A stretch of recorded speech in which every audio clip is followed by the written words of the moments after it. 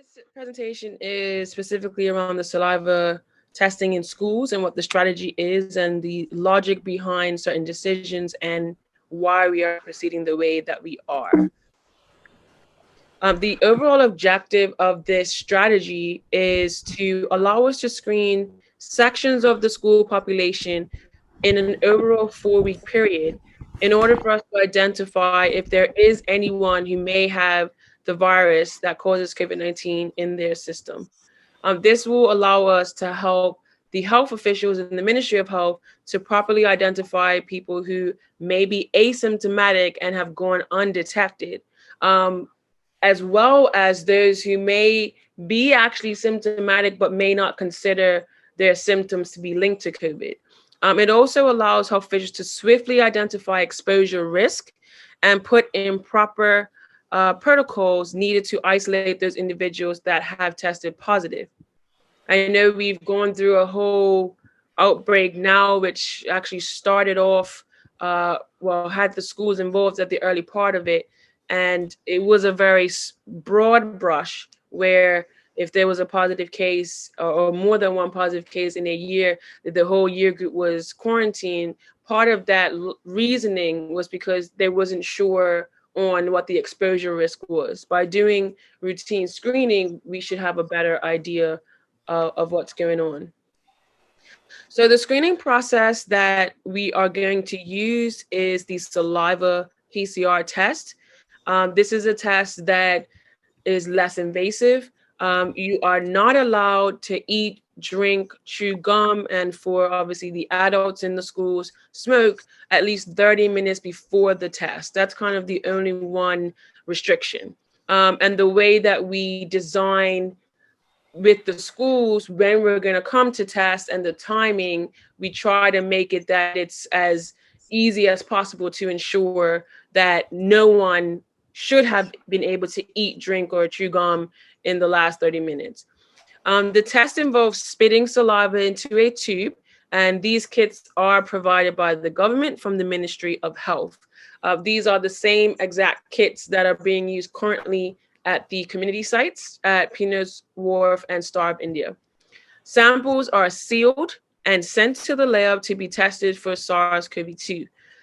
There are going to be, in the initial stages of this strategy, we have a saliva testing team at MDL that would actually go to the school and be able to monitor the test being done. This is a self-administered test.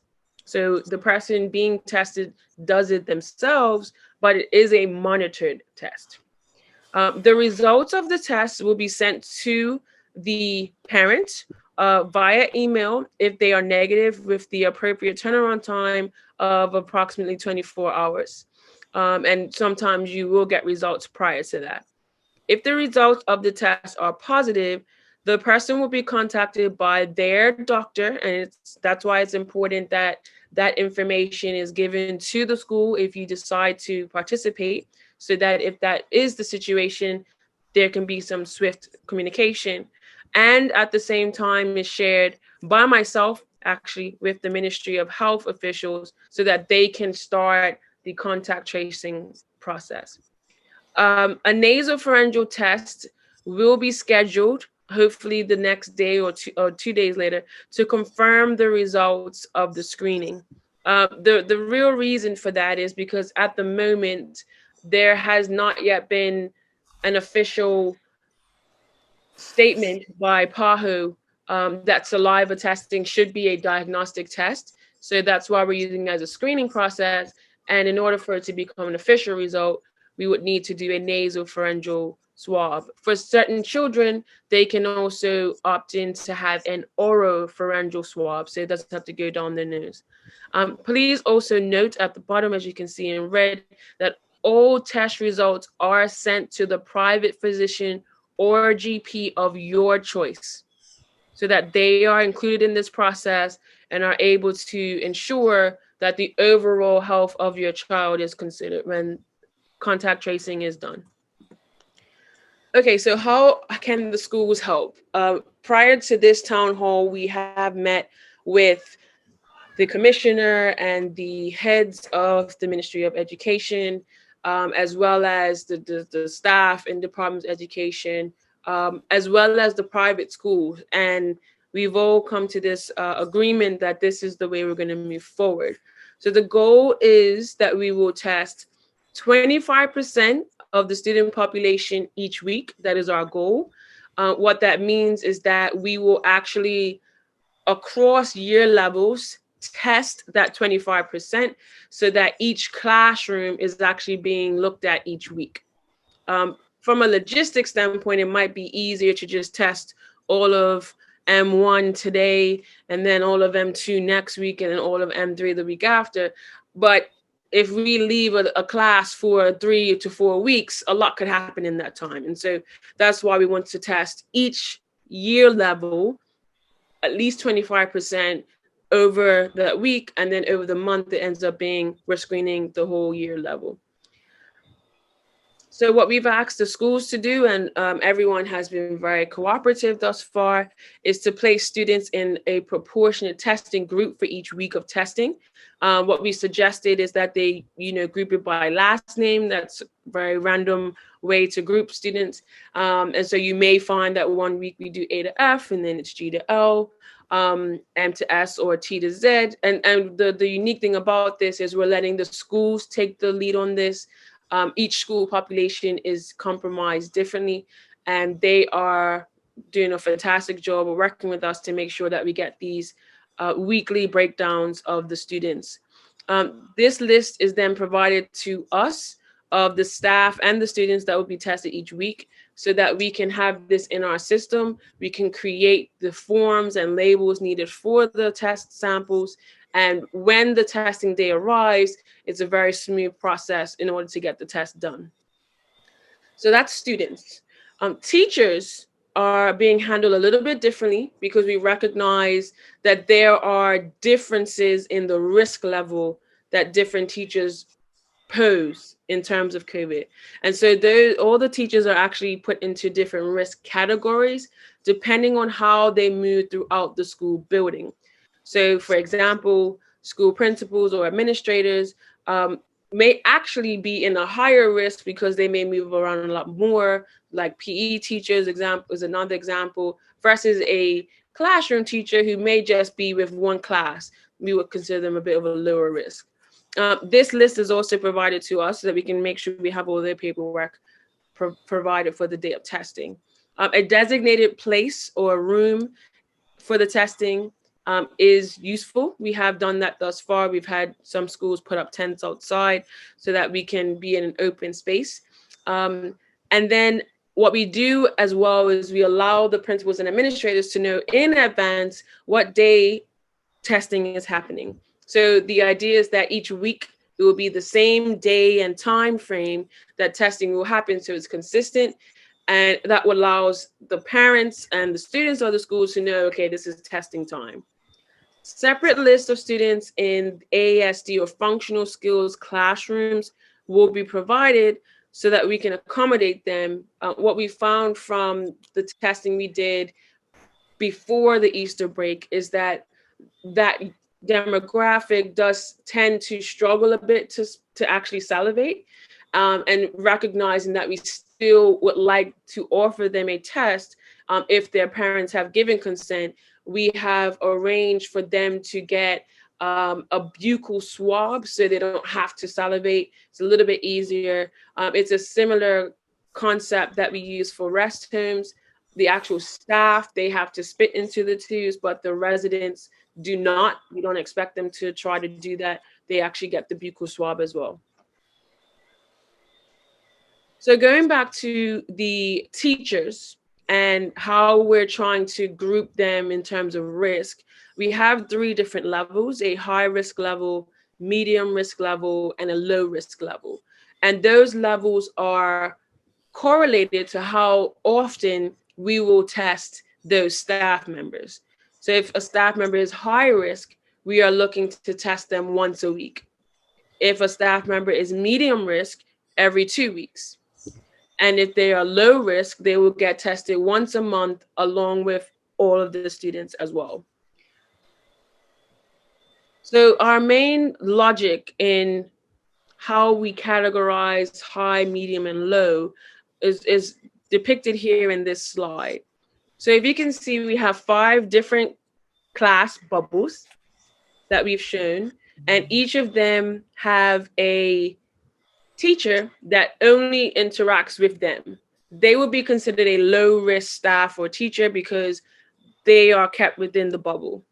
When you start to have teachers that interact with more than one bubble, then we consider them medium risk. And that's when they will get tested at least twice a month or every 2 weeks. Any staff member or teacher that interacts with more than 2 bubbles would then be considered high risk, and they would be what we would flag as being tested weekly. Because we would consider someone who is high risk to be a potential super spreader. And we would not want that to be happening in our school system. I also want to touch on the actual students that we've got given different colors here. So you see we have in, aqua color, pink, black, and purple. This is how we would actually depict what's happening in the schools in terms of the students tested in week 1 to week 4. Everyone who is this aqua color across the different classes would all be tested in week 1. And that way we're taking a sample from each class and overall in the school population, looking at 25% of the students to see if everyone is okay. And then week 2, we do the same thing with different students. So no student is being tested more than once a month, but we are still able to screen that classroom that week to make sure that everyone is okay. If there is any type of spread in that classroom, we will pick it up. And so that is the main goal. This is an example of a weekly schedule. This is actually got both private and public schools involved. So you can imagine it's a lot of schools. We do consider the different age groups in the schools. So we have some schools like Victor Scott that has a preschool and a primary. We would handle them slightly separately. We have some big schools like Work Academy who we actually separate the primary from the high school. And so we try to logistically make it all balanced. But this is how it would normally look. Bearing in mind, we have set over here some kind of rigid time frames. This is more so that we as a team can navigate around the island and make sure we get to all the schools in a timely fashion. We've tried to group schools in regions so that all that are in the east are being tested on a similar day. Again, that helps with logistics, and the courier of the samples to the lab is a bit easier. But there will be some flexibility on different schools, because if we have a smaller population, we won't need the whole hour and a half. But for the bigger ones, we might. So we work with the schools on this, and this is not set in stone for the public schools. So I don't want anyone to think, Elliot's going to be next Tuesday at 11:30 to 1. This is just an example. But this is how we hope that it all would fit together and allow us to get through every school who would like to participate, and allow us to ensure that we are screening the whole system on a regular basis. And one of the key points to this whole process, and which is why we're having these town halls this week, is that we will not test anybody, be them a student or a staff member, without their consent. This is not forcing anyone to be tested. This is not mandating testing at this time. This is voluntary testing. This is giving everyone the opportunity to try to make the system safer from their own willingness, right? And so we're not forcing anyone. So that may mean that we don't get the full 100%. We have seen so far in schools that have joined upwards of 90% of parents and staff that have consented. So we're grateful for that, but it is a team effort here. And that's why we're having these, so that everyone can get the information, so that they can make an educated decision that will benefit the whole system. Okay, so these are some frequently asked questions. I think normally my saliva coordinator asks Mr. Johnson to read these out. Could we do like a role play type thing here? Is that possible? Yeah, let's do that. That's fun. Okay. So if you Are ask, there? okay. Oh, and Should I ask the question or you? I mean, I can ask a question. You want to be me? No. No, you be you, I'll be me. Okay. Okay. Are there any other tests available that allows staff and students to take before they enter school and the results return back faster than 24 hours? So the question is yes. As some may be aware, the UK uses a rapid antigen test, which is known to give a result in about 10 to 15 minutes. In Bermuda, we do have that test. We have done our own validations on the test. The reason why we have not decided to use that in schools is because it is not as accurate. It is not as sensitive as the PCR test. And what we have found is that anyone who has a CP value over 30 is missed. And so it would be really good for those who are very infectious. And most times you find that they're also symptomatic. It will pick them up, which would be great, obviously, to pull them out, but it would miss everyone else that may not have symptoms and may not have loads of virus, but would have enough to spread it. And so because we don't want to enter any risk and we want to minimize the risk that we enter into the system, we have decided to not use those at this time, but to utilize the saliva test. Thank you. What is the accuracy of the saliva PCR test? So the saliva PCR test has the same accuracy as the nasopharyngeal test. It is the exact same PCR process that occurs in the lab. And so from that perspective, that's why it's just as accurate.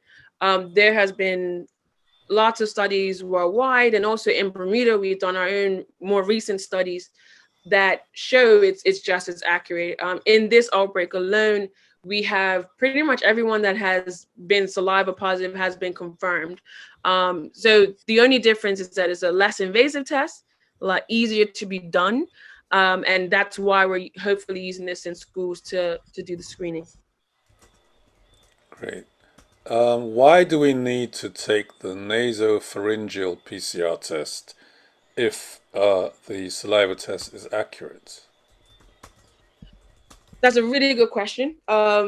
Mainly to do with the technicalities around the what the testing committee in Bermuda has allowed or has granted to be a diagnostic test.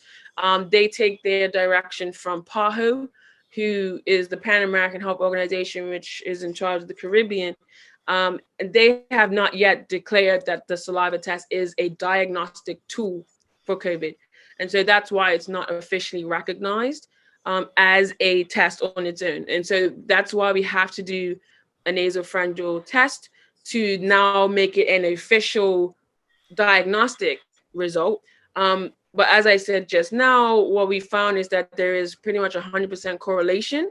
And also, what we have seen is that, well, what actually occurs is those who are saliva positive are taken out, they are isolated until they do get their positive, so that we don't wait for the nasopharyngeal positive until action is taken. We want to minimize the spread, and so if there's an indication that there is a positive, they will be handled accordingly.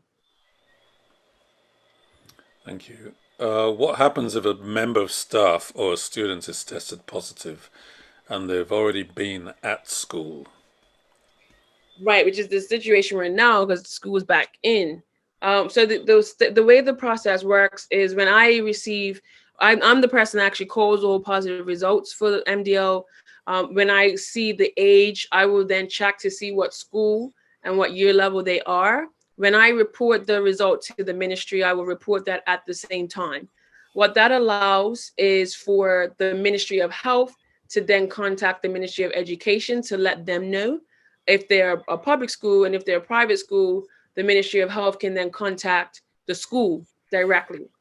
When this contact is being made, they are not being told who is positive. There are no identifiers or anything, but it's that they have a positive so that they are aware of the public health action that will follow. At the same time, again, the GP of your child who would be tagged on the record will also get an email as soon as I put the result in the system that will let them know they have someone to call who has tested positive. They should then give you a call to let you know that your child is positive, and then that whole process of contact tracing can start. The idea is that we don't want there to be a big delay between the individual finding out and then the school and the Ministry of Education finding out, because we found that was a real issue at the beginning of this outbreak and in the last outbreak as well. So the Ministry of Health have agreed to this strategy, and this is why we're utilizing the saliva screening to not just make sure that everyone's safe, but if there is a case that we actually have a better idea of how far and wide the spread is going, so that the appropriate people are quarantined and not just everyone sent home. Great. Will the school principals be informed of test results? So no one other than yourself or your GP and the ministry will know your specific test result. But what we will provide to the schools is a weekly summary of how the testing has gone. And so that will be for the schools to keep in their records. It will then be down to the Ministry of Education, or for private schools, their principals, how they want to disseminate that information. But we will not give any information on the specifics of any positives. If there is an all negative testing day, we will say 100% were negative. But we will not give any specific information. Will the school principals, could parents and the children opt to be tested at one of the government testing sites? Yes, they can definitely do that. Bearing in mind, you can get a saliva or an oropharyngeal or a nasopharyngeal. There's a lot more options at those testing sites. The main goal of this strategy is to just make sure that the school system is safe. And so if that means you go on a different day to get tested, that's fine. What we would ask is that if you go, to let the admins or the people at the testing site know you are here for your weekly or monthly rather school testing, and then that would allow us to know that we don't have to test you again when it's your time that week. Obviously, if you're supposed to be tested in week 4 and you got tested in week 1, we're not going to try to over test. That's not the goal here. We just want to make sure that the whole system is safe. Great. I think that's it. That's all the questions, frequently asked questions. Yes, I think that brings to the end of the presentation. Thank you very much. So I want to just go to, there was another question sent in advance, which is quite important. I don't know if the person is here, but they are concerned that this is somebody who said that they did get COVID, was quarantined. So I'll just read the whole thing. It is my understanding that persons that have been vaccinated may not experience any symptoms. I was quarantined in the past for close contact to a work colleague who had been vaccinated and was positive for COVID, but I had no idea because they did not have any symptoms. This makes me feel uneasy. These are stressful times we're all facing, and it's hard on our youngsters as well.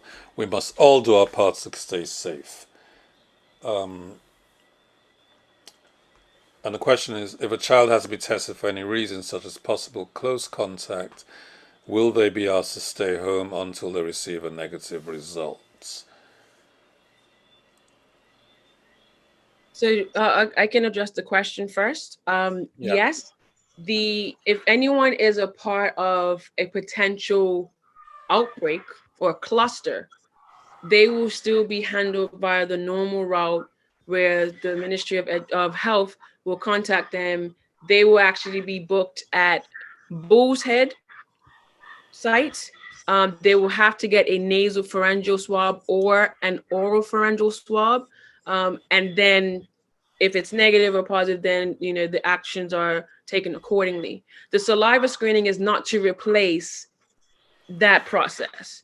This is to add on top when otherwise we were not testing. So if there is any close contacts, they need to go through the normal close contact process.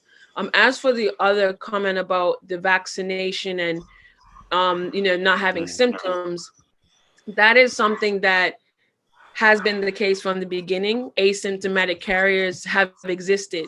And really, that's why we're in a pandemic in the first place, because I'm pretty sure people didn't get on the plane from the East and flew over here, sick. They didn't realize they were carrying it. And then here we are. It is a problem. And this is why routine testing is important, because if you don't get tested, you just don't know. Sometimes when people do find out they are positive, and they do not have symptoms, their first reaction is, well, I don't have any symptoms. How can it be? But just to bear in mind, you can be a carrier. This is a reality. And so vaccination, yes, you are supposed to have less symptoms. And this is partly why we have never said to anyone that is vaccinated that you're not getting tested anymore. We still encourage everyone to be tested because you can still be a carrier. This is why we're not taking off our masks. This is why we're still socially distancing, even though vaccinated, because you can still be a carrier. It has been shown in this outbreak in Bermuda, thankfully, that it doesn't seem like vaccinated persons who were positive actually passed on to others. It's definitely a reduction in the rate that you will give it to others, which is good, but it's still possible. It's not 0% chance. So we always have to take those measures in place. So I definitely agree with that. We have to be careful. And the same person is saying their son is asthmatic, so he's high risk. It's difficult for kids to wear the mask all day. And they're concerned that not all kids will follow all the protocols. Mrs. Richards, what's your response to that? How strict are our schools in terms of making sure children are following the protocols? Thank you for the question. First of all, I think the first part I would like to address is the matter of the son being asthmatic and high risk. It is important for parents in cases like that to actually link with your child's doctor to get some guidance around in terms of whether your child is extremely clinically vulnerable or not. So again, I would just ask the parent if there are concerns and the child is high risk. There are some children who are at risk, but when we start talking about high risk, if there has not been a conversation with the doctor, I would recommend that first of all. It is a challenge for children to wear a mask all day. It's a challenge for adults to wear masks all day. And the protocols do allow for what we call mask breaks throughout the day. But staff have been instructed, particularly with the reopening of schools on May 10th, to be extremely diligent with the wearing of masks, their wearing of masks, as well as ensuring students at the middle and the senior level who are required to wear masks all day, that they actually are being diligent with wearing their masks. The mask wearing plays a critical role in mitigating, the transmission of the virus. Okay, so another one is somebody's very concerned about going back to school. They don't think it's worth the risk for another month. Can you talk? I don't know, Dr. Weldon or and Mrs. Richards? Can you talk about the preference for in-school learning, and maybe Dr. Weldon can talk about whether it's a more risky environment now, or given new variants out there and stuff like that. Well, certainly I can speak to the conversation around whether remote? Should it be remote or should it be in-person learning? For us, that's an easy one because we recognize that the best environment for children is to be in person, in school, face to face with the teacher and engaging in the learning. There are too many disadvantages with remote learning. It's not ideal. We recognize that when schools do have to close, that we have to continue with the learning, and so we move to the remote learning. But the better situation is for students to be in school, engaging in learning, face-to-face learning, interacting with others, and benefiting from being in that environment. So we actually shared some research with principals last week, Thursday, around the fact that when students are in school and there are protocols and measures in place, that there's less likely. So when students are in school, when there's strict adherence to the safety and health protocols, that there's less likely to be the transmission, the outbreak, etc. So I would say in person wins every time if we have to, make a decision between remote and in person, because there are too many benefits for in person. As for One moment, Dr. Weldon, and I think another part of the question where, some parents are saying, oh, it's only 6 or 7 weeks. But from our perspective, every day of learning counts. Children learn every day, and children can learn information and learn skills in a day that can change their lives. So for us, every day counts and every day is important. If it was 2 weeks and the decision was made for children to go back to in-person, absolutely, because we recognize the benefits from in-person learning for children, and every day counts. Thank you, Dr. Weldon. About the concern and risk of, at this moment in Bermuda, I think we've gotten a handle definitely of this outbreak. It's interesting, as quick as it rose is almost as quick as it's going down, which is very much encouraging, to say the least. If you would have asked me a few weeks ago, I probably wouldn't have said something like that. I think that's just, reflecting how much we have come together as a community, and we recognize what we do affects others, and also adhering to the stay-at-home order. I think one key drastic difference from before this outbreak to now is that we had no ability to test for variants.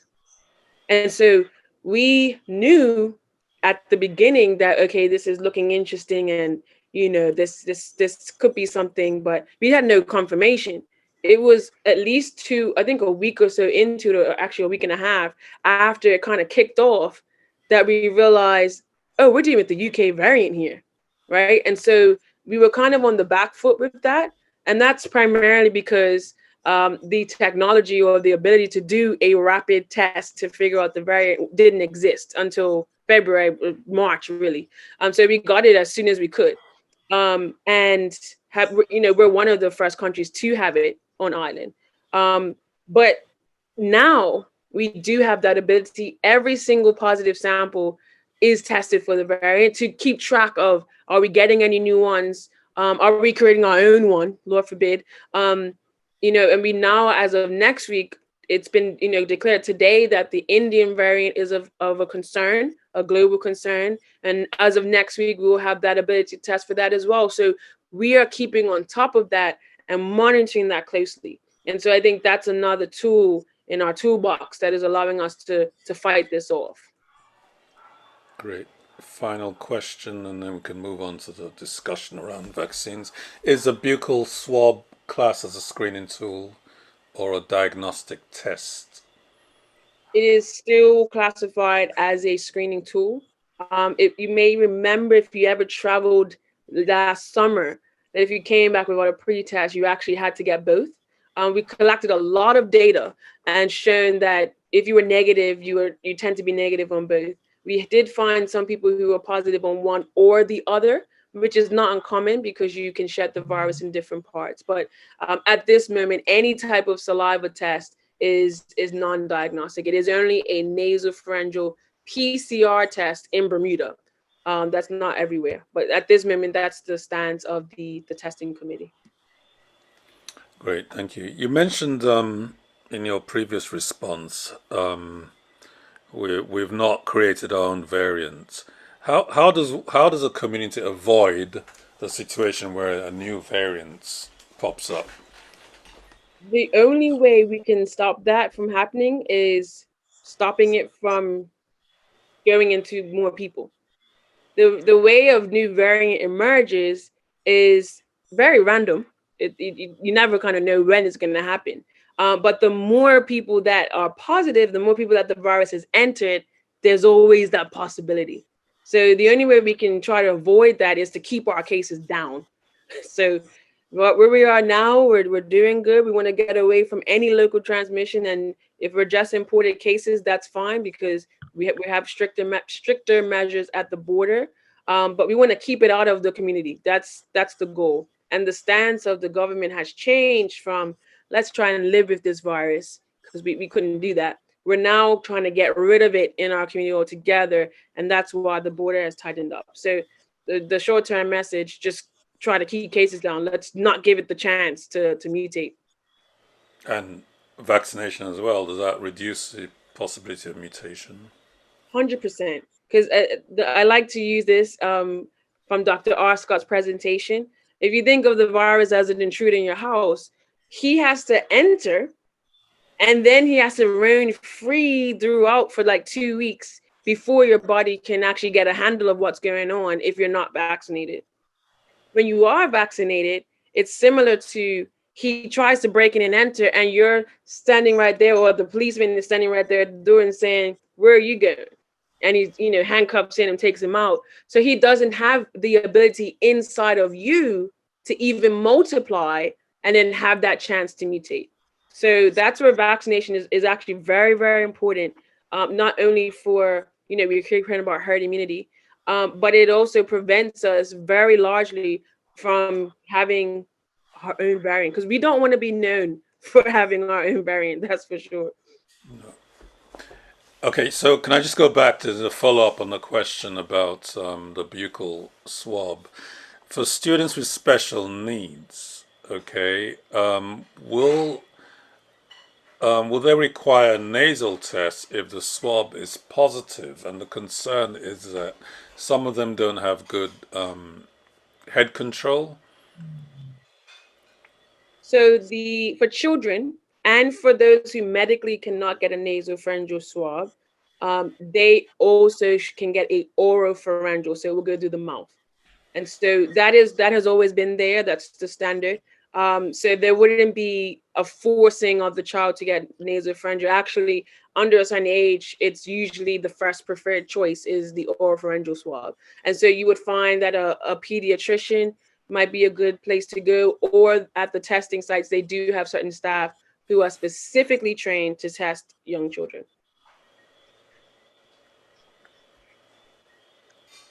Okay, I don't know if there's anybody who has any more questions. I think I've gone through all the questions.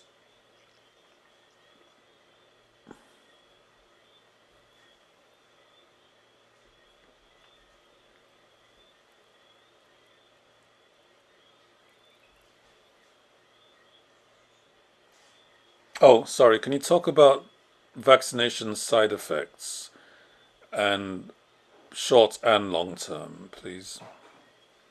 I can. I'll just say I'm not a medical doctor, so they're out there first. What we have seen in Bermuda is a mixture of short-term effects and milder side effects from the vaccine. And then you have another classification, which is more severe side effects of the vaccine. As far as I'm made aware, and this was a report, I believe, a couple of weeks ago by the health data team in the Ministry of Health, we have had a number of people reporting of the milder symptoms. So that is, your arm is aching, you're feeling drained, you have flu-like symptoms, which is very common, which is actually what was documented from the clinical trial. That seems to be the most common side effects. You just feel like really run down. And that's not because you have COVID. No, it's because your body recognizes this should not be here. And it's the immune system is going into overdrive and is trying to get rid of it. And so that is the initial response.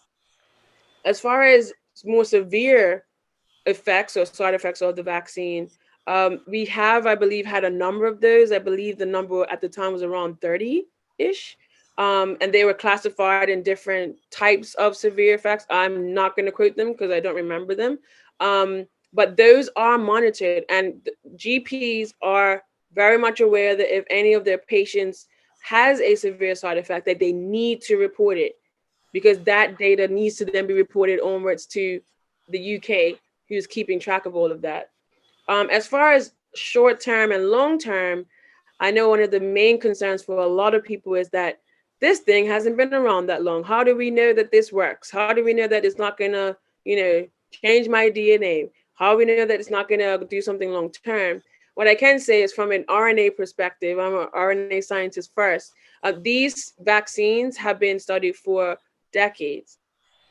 COVID obviously came around last year, but prior to COVID, a lot of emphasis was on HIV mRNA vaccines, and those are making a lot of progress. The thing about research is that you kind of hit different stumbling blocks, mainly because of funding. And so the HIV mRNA vaccines were really on their way to get to that next step, which would have been approval, but then the pandemic hit, and that kind of took a back seat. But luckily, the platform itself had been shown to be safe. And so this is why it was able to kind of go a bit quicker than we were used to, because there was already progress in the field. As far as long-term effects, for any vaccine, I'm told from the CMO, 2 months after the vaccine is when they monitor you to see what effects happen. After 2 months, they don't tend to see any side effects from a vaccine. I'm not saying in general for drugs, but for a vaccine, the window for the safety data is 2 months. You may see for the clinical trials for the Pfizer vaccine, for example, it goes to 2023. That is primarily to track how much antibodies you have. So they're trying to see, well, how long does this thing last? None of those long-term trials are for safety. So I think that's a very important point. Great, thank you very much. There was a report, this is a question coming in for you, that Pfizer is planning to file for full FDA approval by the end of this month. Do you know how long the approval process takes? That's a good question. I think it's helpful to also talk about the difference between emergency approval, which is what you got now from the FDA, and that full approval. I have a picture for that as well, which I'm probably not going to find in time. But yes, that is the case. They are filing for full approval by the end of the month. As of Monday, they got more emergency use of authorization for the 12 to 15. So Pfizer is definitely making progress. One of the key differences, or the only difference really, between the authorization and the full approval is the manufacturing of the vaccine. It's not the testing. The testing actually is the exact same. It has to go to phase 1, it has to go to phase 2, and it has to go to phase 3. And as you go through the phases, you get more and more people into the studies, and there's like a certain threshold of people you have to pass in order to do a phase 3 clinical trial for a vaccine. Bearing in mind this is a global pandemic, there was no shortage of volunteers, actually. That time to recruit people to do the study didn't take that long. And normally that takes a while, takes years sometimes, to get enough people. So that was one hurdle off the way. Funding wasn't an issue because governments, private sector, public sector, all wanted this to be done. And so that was thrown in. The EUA essentially is a way for a company to manufacture their vaccine whilst it's being tested and whilst it's being the distribution is being worked out whilst that process is happening, which ultimately puts the risk on them, right? Because if it doesn't get approved, they've just wasted all that money on something that can't be given to anyone. But it allows for the rollout, if it is approved, to be a lot quicker. And that's why that's used in a pandemic setting. When you have a full-blown FDA approval, you cannot start talking about manufacturing or distribution before you get approval. That's a step that happens after the fact. And so that is really the main difference. And if you look at any article about the full FDA approval, none of it will mention anything about, oh, it's more safe or they've proven it to be safe. It's because they want to be able to still provide this vaccine once the emergency powers are revoked. So it's about distribution again. And they want to be in a position to provide the vaccine directly to the consumer as opposed to having to go through, the official government channels. So it's nothing to do with the safety. It's about distribution. That's the real difference. So I think that's, for me, when I saw that, which was before I got the vaccine, I was like, okay, I feel a bit better, because it does sound like, oh, this cut corners. But actually, from a testing and safety perspective, it did not. Okay, somebody's is saying, why are we using vaccines that have not been FDA approved? I'm not sure if that came in while you were talking or. I think it came in wild. I think I saw something pop up. The Um, FDA approval, okay, if I can give an analogy, I can give an analogy of the lab. So MDL, for example, in a normal instance, to set up a new lab with government, I was told takes 3 years. All of the steps and everything, because it was a pandemic, everyone kind of put their resources into it, and we got donations from here, everywhere. We transformed the space we were given, and I landed on the 6th of April, and we started on the 19th. That wasn't 3 years. We didn't have time to wait 3 years. We're in a pandemic, and so it's not that we are less is less of a lab, or we don't know what we're doing, or for the drug or the vaccine that has not got the safety data. It's more about getting it out to distribution quicker. So that's the only difference with the FDA approval. That's the only difference. Like I said, the reason why Pfizer is applying for full FDA approval is because once the emergency measures are revoked, all of the EUAs that have been given out disappear, and you don't have that authority anymore. And so that's why they're looking post, emergency powers. We're getting to a point with herd immunity that is looking like we're going to get out of this thing. And so that's why they're preparing for that, and they're applying at the end of the month. As far as how long it takes, I'm not too sure. But I would imagine, because again of it being the pandemic and being so much needed, not even just on our side, but in other countries, some countries haven't got vaccines yet. And so from that perspective, I think they probably would prioritize it. okay, if there is a vaccine is so safe, why were the manufacturers given immunity from prosecution? I can't speak to that specifically, but I do know that for us in Bermuda and for the UK, if there is any type of issue that you feel has been caused by the vaccine, you can report that, and you can get money from a certain pot. You can actually report that, right? And so I'm not sure about all the legalities of that from a company perspective, but it doesn't mean that you personally, if you take the vaccine, you're just, you have nowhere to go. There are measures in place, and there's a pot of money actually that has been sitting there and hasn't really been touched, because people have not had to report these claims. You can claim from it, but no one seems to be using it because it doesn't seem to have as many or much people to claim for it. Great. I don't know if there's any other questions.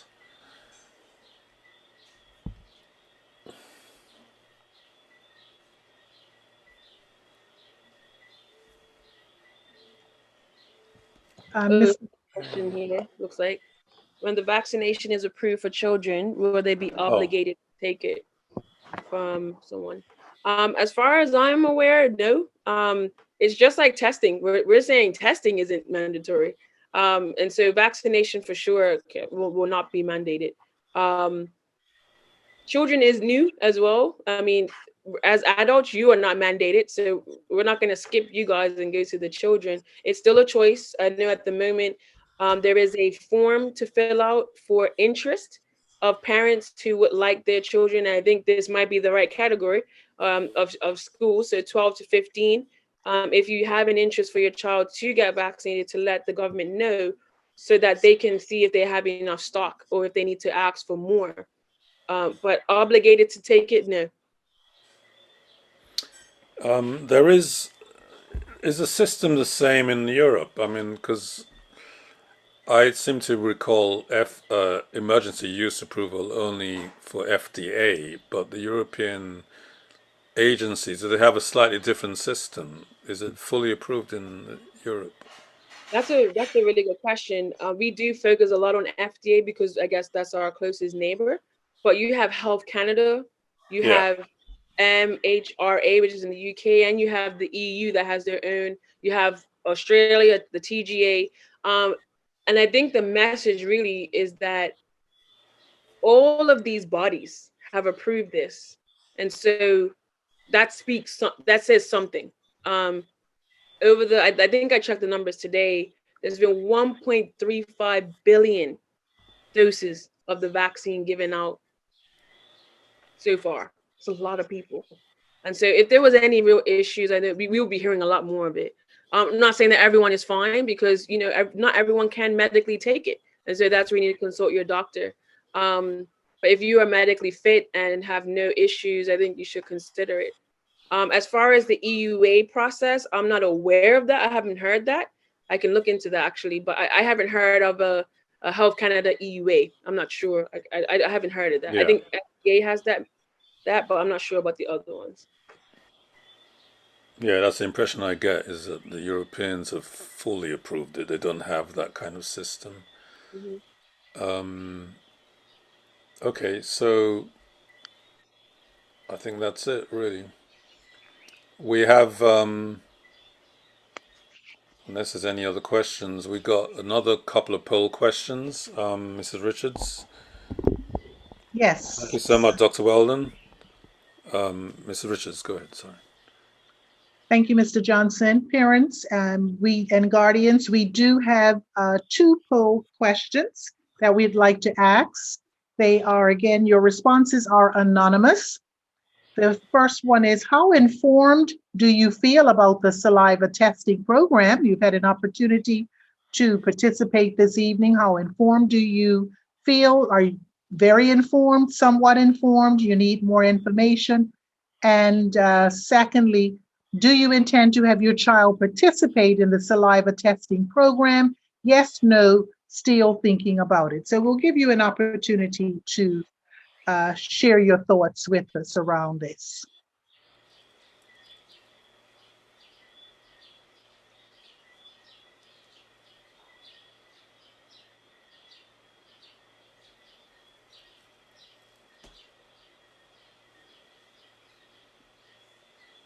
Give a bit more time. We have 50% of our participants who have voted thus far.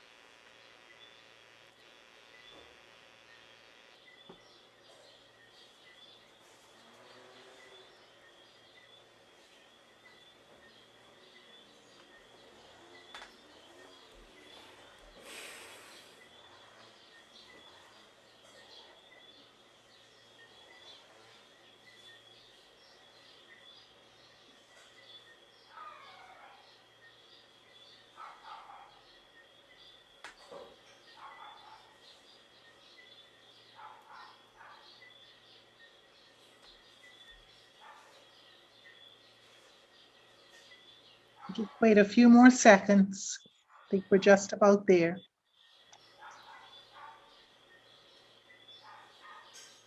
Okay, I'm going to end the poll results, and I will share with you the results. So for the first question, how informed do you feel about the saliva testing program? 71% of our participants said very informed.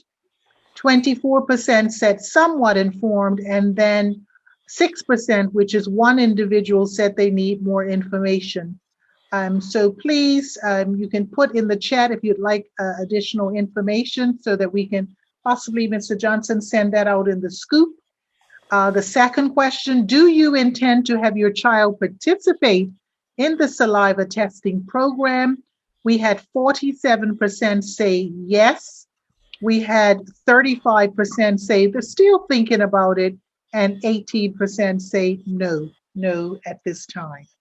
So thank you for sharing your views around, the session, whether you felt informed. We're glad that the majority felt somewhat informed or very informed, so that's helpful to us. And of course, you have an option as a parent around whether your child participates. And so we have close to 50% saying yes and 35% thinking about it at this time. I do want you to be aware that I did the link for registering for the saliva program and for consenting to that was sent to principals. They will be sending that out to you if they have not already done so. And parents will have up until Saturday at 8 p.m. to access the consent form for the saliva testing program. So, Mr. Johnson, that's it for us. I just want to thank there are a couple more questions. Oh, sorry. good. Okay. And we do need to stay for a few minutes after to talk to Dr. Weldon about Yes, else. understood. Is taking this vaccine, Dr. Weldon, going to be an annual thing?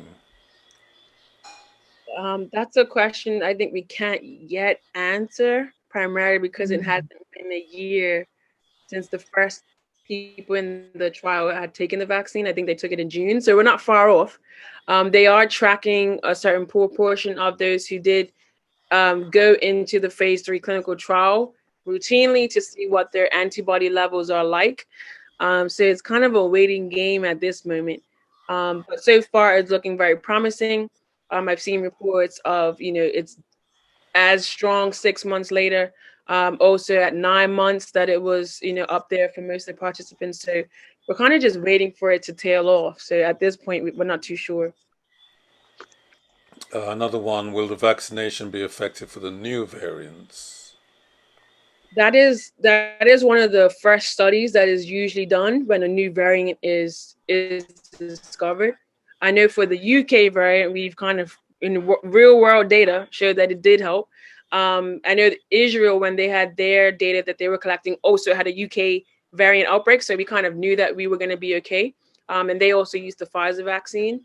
I think the new one about the Indian variant hasn't yet been tested that way, so that's why we want to be able to make sure we can spot it, to be aware.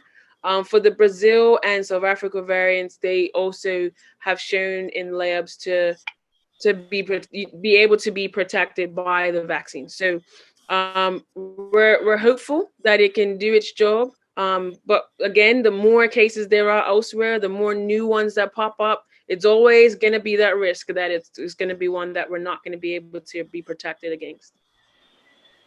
Okay, there's another question about the availability of the nasal and mouth testing.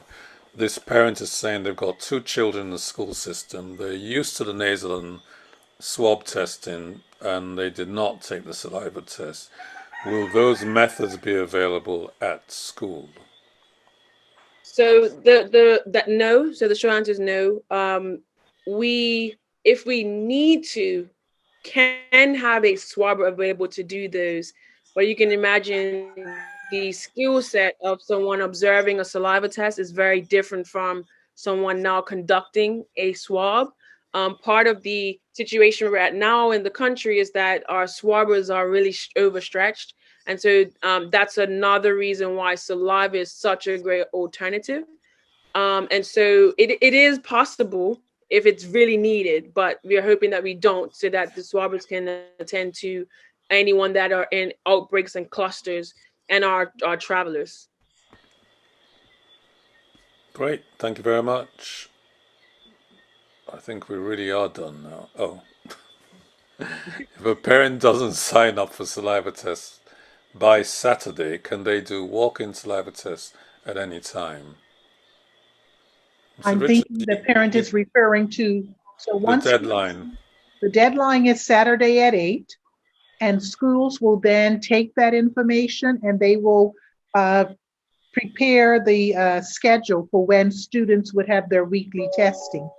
If a parent is not on that list, then the parent, I think what the question is, can they go to a testing site outside of the school? I think Yeah. that maybe, and that was covered in the presentation. Maybe the parent wasn't online at that time, that you can do that. You can go outside to another testing site for the saliva testing. But Dr. Weldon did say, let the school know. And I guess in that case, if the student's not on the consent list, then, does the parent have to let the school know? Well, you can just let the testing team know, because they will tag it as school on Okay. the record, and then we see that, and then we can make sure that we keep track of that. So it's a bit easier on our side. So we'll handle that part.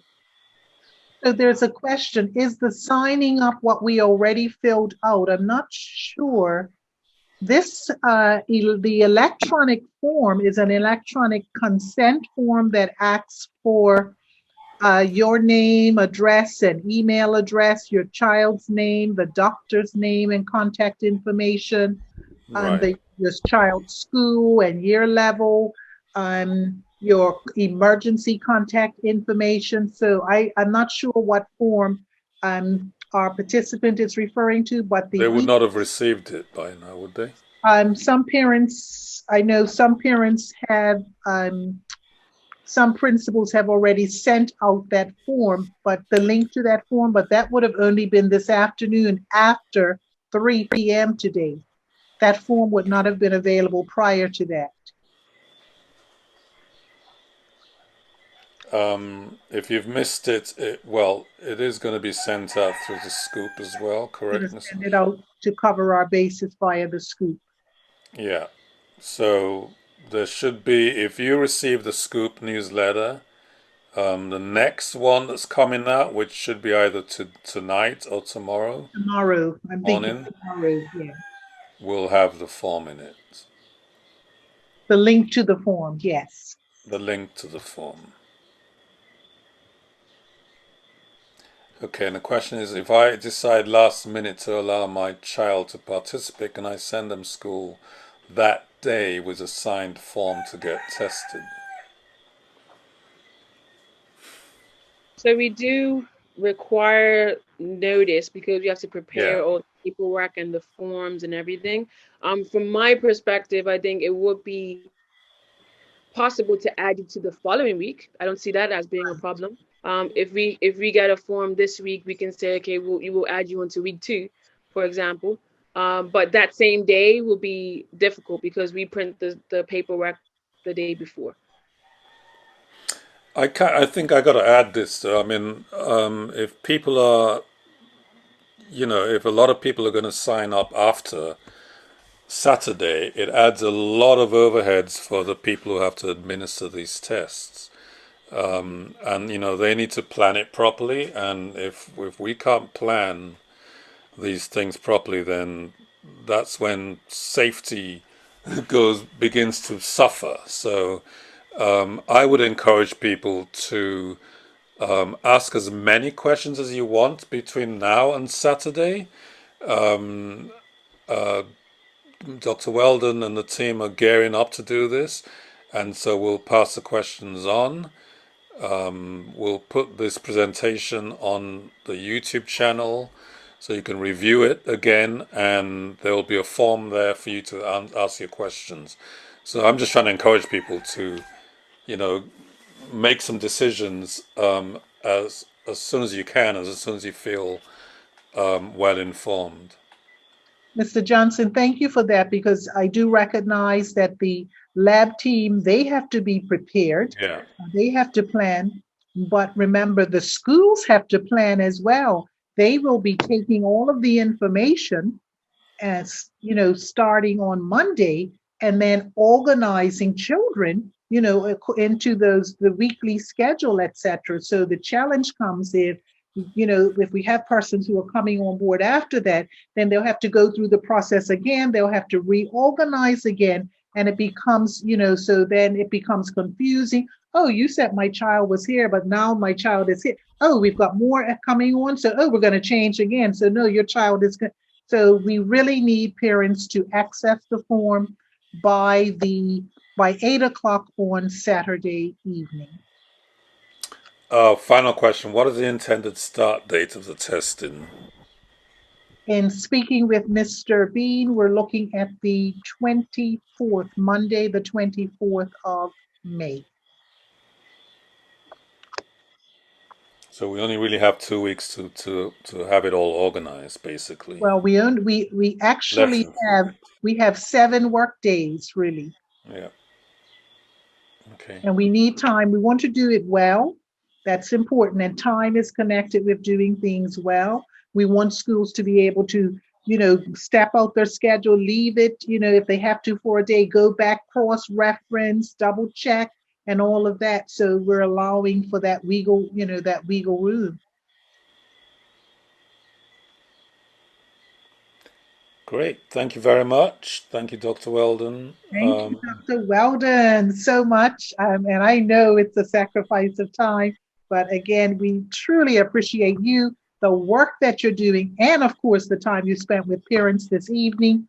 And parents, thank you for taking the time to come online tonight to be better informed about the saliva testing program, to put yourself in a position where you can share with your children and maybe even share with other parents who were not able to get online. So thank you. We appreciate all of you. Stay safe, be well, and take care. Thank you.